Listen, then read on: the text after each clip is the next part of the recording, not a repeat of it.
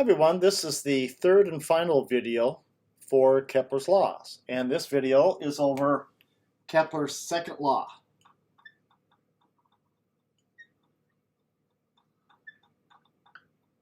And what this is about is this. It says the areal velocity for any planet is constant. So what does that say? What that says is this. I have to explain what areal velocity is. So here's the elliptical orbit. Here's the two foci, one with the sun centered at it, the other one is not. And remember, the planet is always found on that ellipse, never on the inside, never on the outside. So here's the planet, way out here, far away. If I draw a line out to the planet, that's known as a radius of that planet. And so basically what that says is that the planet right here is moving around this orbit in this direction, and I give it some length of time, maybe a month. So here's 1 month. And what's going to happen? The planet is there and it moves over to here in 1 month. Now that radius line, if it's connected to the planet, would sweep with the planet's motion and would be located here now after the month's time. And between where the radius line was originally to where it is now after 1 month of motion provides an area. And that area is known as area 1, which is an areal velocity. Now what's given here? There's an area given out for a specific time. And that's the key thing. You have to have a time. So it doesn't mean anything right now, but let's imagine what happens over 1 month. Or sometime later, not months, but sometimes later, the planet will be found over here. And again, we draw the radius to the sun and the planet. And we wait for the same amount of time. And that's the key thing. You gotta wait for the same amount of time, 1 month. We chose that as our time. It could be any time we choose. That's what we chose, is a month. In 1 month time over here, the planet will move over to here. And now the radius lines from 1 month ago to now has this area between them, and that area 2, is an areal velocity. And now we can compare them, this one here and that one here, because we have the same amount of time. And what this law says is that area 1, which is the areal velocity for a month, is equal to area 2. Okay, well, that's neat. What does it mean? Well, look at this. When the planet was way far away from the sun, which is what it's revolving around, it moved only that far in a month's time. Whereas over here, when it's close to the sun, over 1 month's time, it moves that far. Notice that's a much bigger distance for a 1 month's motion versus that 1 month's motion. And so what that says is something major that we didn't know before. And what that is that the speed of a planet changes continuously as it orbits.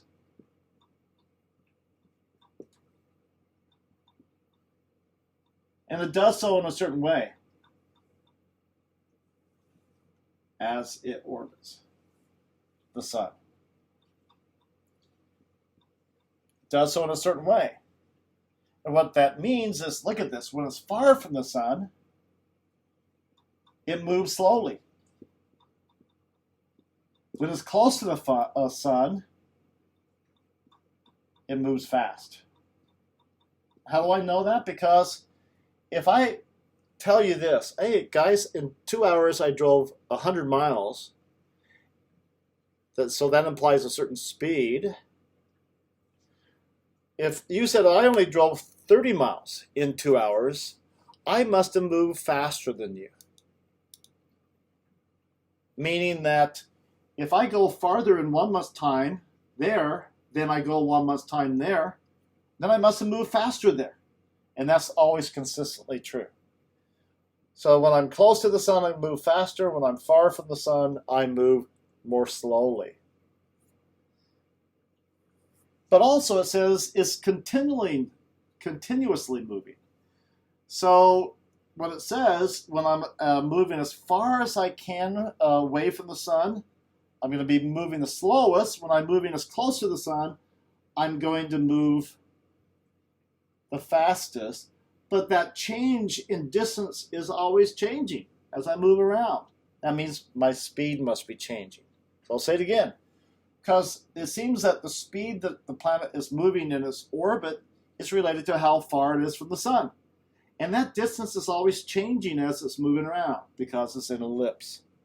Now, when I look at the speed there, it has a certain speed, let's say, as it comes around and goes back to that same spot, it'll have the same speed it had before. It just repeats itself for each position as you move around. But we didn't know that before this, that planets change their speed and it does so in a certain way. And that's pretty neat stuff. But see, we actually see this in everyday life. When I watch in the Winter Olympics, I enjoy watching the skaters. And one thing they always do is a common move. They're skating around the rink, and all of a sudden they stop and they start spinning, and they have their hands out. And they're spinning around their body, and they're spinning slow. But what they do is they raise their arms up. And as they do that, they spin faster. So let's think a little bit more clearly about that motion. When they're spinning around their body, they're really spinning around a pivot that's passing through the center of their bodies. And when their arms are further out, then the stuff that makes them up is farther from the pivot. And when that happens, they go and spin slowly. But when they raise their hands up, it means the mass that makes them up is closer to their pivot line passing through their body, and they spin faster. Well, let's look at planets. What a planet is spinning around is the sun. And so when the planet is far away, it's like the skater's arms are out, and they're spinning basically more slowly, like the skater is. Planet's moving slower. When the planet gets close, it's like the skater's arms are up because it's closer to the pivot point and it moves faster. And it turns out that basically what explains this is something called angular momentum.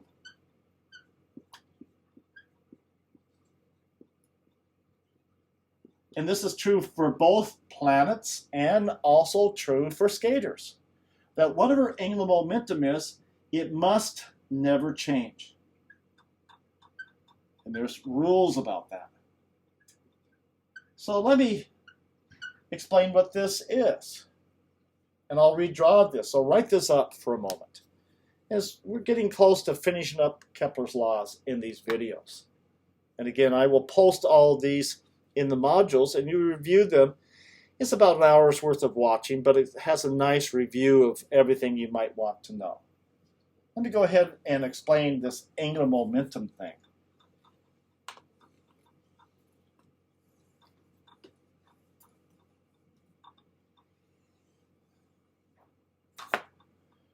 So it turns out that when we study motion as physicists, we do a lot of mathematics. And there's a lot of terms in there. You know, they're all equations. And it turns out that certain terms keep showing up for similar types of motion. So we would see these terms for the skater spinning around themselves, see the very same terms of planets spinning around the sun. So we begin to say, oh, that's an interesting term, a group of terms. Why is that special? So we turn away from the problem of watching a skater spin or maybe a planet spin, and actually just study that little few terms that show up into all the different equations for such different type of motion, which is really interesting. And so that thing that we looked at was something called angular momentum. And it turns out there's two positions in planetary motion as the planet moves around the sun that makes the explanation of angular momentum more simple. So there is the one with the sun right there. Here's the other focus over here. We have the major axis right there. Focus, focus. And it turns out, guys, that the location of where the planet will be as close to the sun or as far from the sun turns out to be at the ends of the major axis. Right here is it's going to be as close as it can be. Any place else will be farther away than right there. And when the planet gets all the way over to here, the planet is as far away from the sun as possible. So if I asked you on the exam, where are planets the closest and the farthest away from the sun?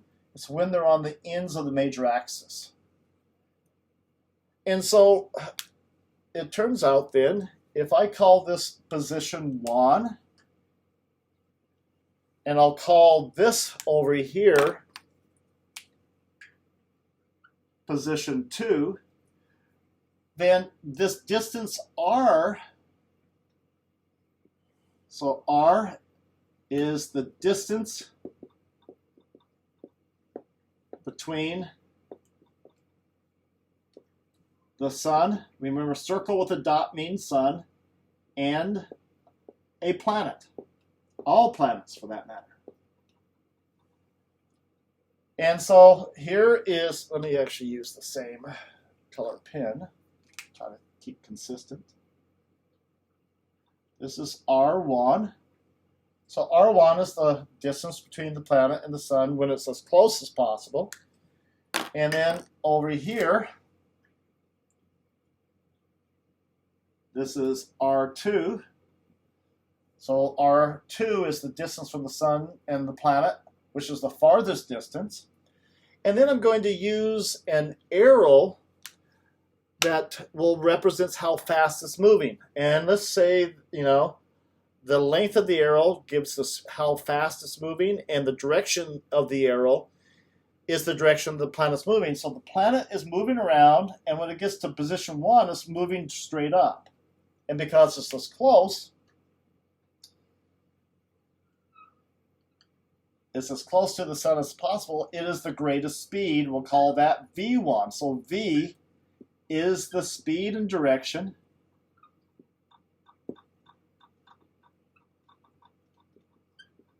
of motion of a planet. Then it comes over to this other side, and now it's as far away as possible. So it's coming around, my finger's pointing the direction that it's moving, and there is moving that way for just an instant before it moves on. And now it's as far as it is, so that will be the slowest speed because it's as far away from the sun as possible, because the farther you go, the slower it goes from the sun. And so finally, we know that the planet has a certain amount of stuff, has a mass. So M is the mass of the planet.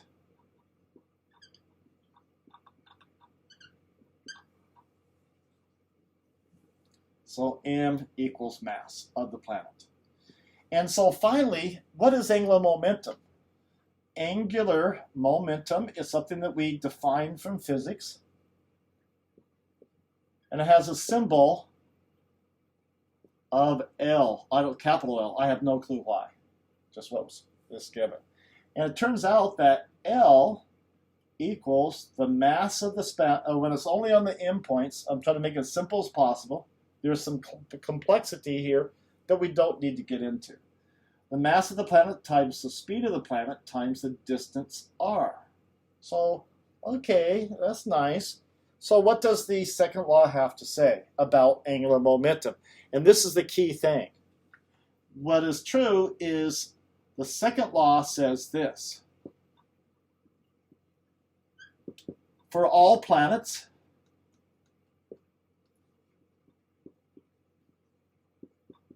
their angular momentum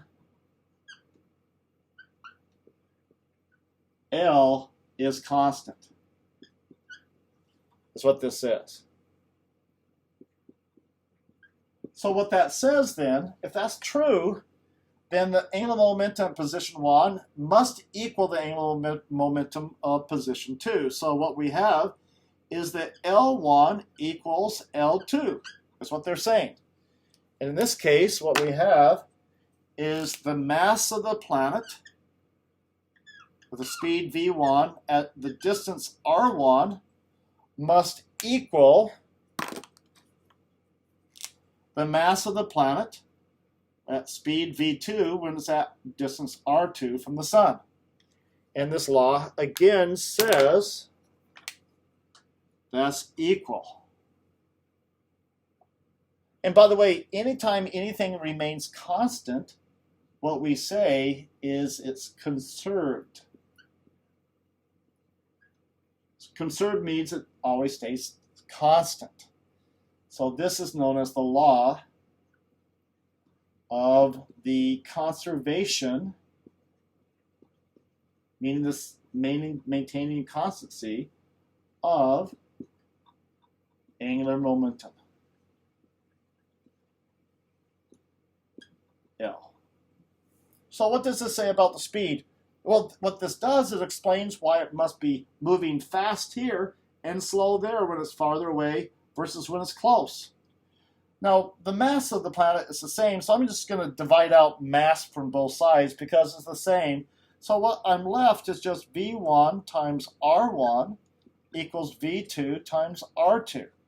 And I'm going to only talk about this to show you why things are the case.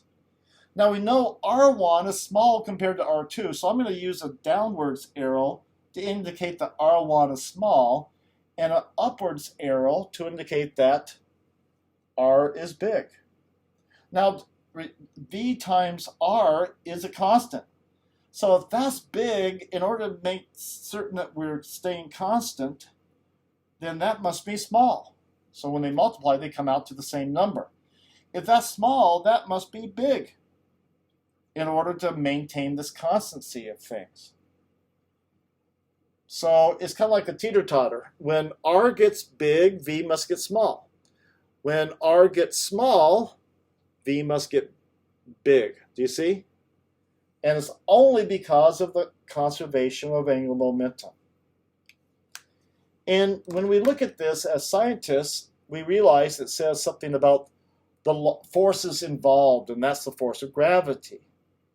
And so we utilize these laws. And so that's what the second law is talking about. And that's why I basically have spent one video about the second law, because there's kind of all these levels. First off, it's the aerial velocity. Okay, that tells us that planet speeds change. Okay. And then we have to ask, well, why is that the case? Oh, it's because as we study this motion of a planet going around, what we discovered is something called angular momentum never changes. Even though the speed is always changing and the distance is always changing, yet when I multiply them together, I get a number that never changes. When we look at that as a scientist, we go, ooh, something important here. I got two things always changing, but when I multiply them together, they never change. So that is constant to that. But what's inside those do change. That says there's something important here to study. And so it's this conservation of angular momentum that causes the planets to speed up and slow down, because we want to keep those constant.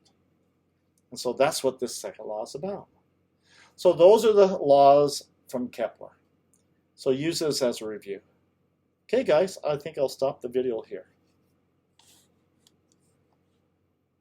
Please review all the videos.